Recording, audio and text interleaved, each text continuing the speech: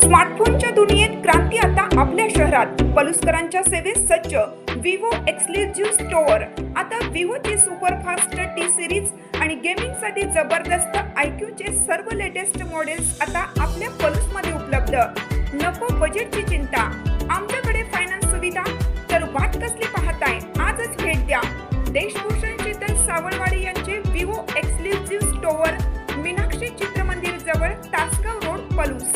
संपर्क 94 21 22 42 54 किंवा 91 72 57 16 27.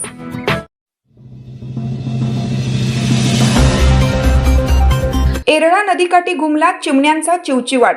मोराळे जिल्हा परिषद शाळेचा अनोखा उपक्रम.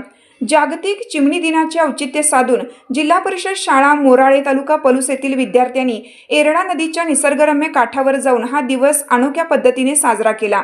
शाळेचे उपक्रमशील मुख्याध्यापक मारुती शिरतोडे, शिक्षक विजय जाधव, अश्विनी घोरपडे आणि अश्विनी पोद्दार यांनी सर्व विद्यार्थ्यांना प्रत्यक्ष निसर्गाच्या सानिध्यात नेत पक्षी निरीक्षणाचा अनुभव दिला. यावेळी विद्यार्थ्यांनी एरळा नदीकाठावरील घाट परिसर आणि बंधाऱ्याच्या आसपास असलेल्या झाडाझुडपांमधील चिमण्यांचे बारकाईने निरीक्षण केले. मुख्याध्यापक मारुती शिरतोडे यांनी जैवविविधतेमध्ये चिमणी या घटकाचे असणारे अनन्यसाधारण महत्त्व आणि निसर्ग साखळीतील त्यांचे वेगळेपण विद्यार्थ्यांना समजावून सांगितले.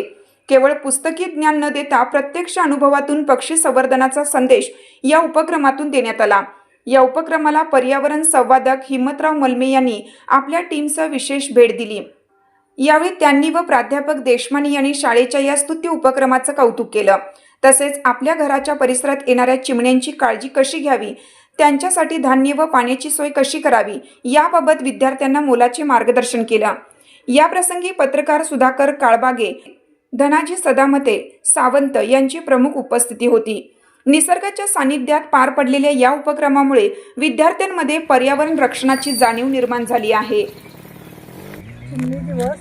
आज आपण मोराळ्याच्या बंधाऱ्याच्या काठावर बसलेलो आहोत.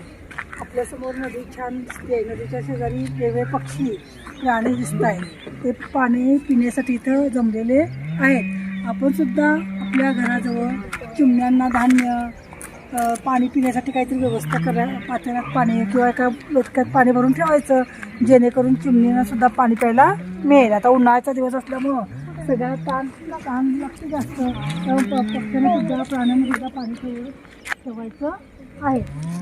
टाकून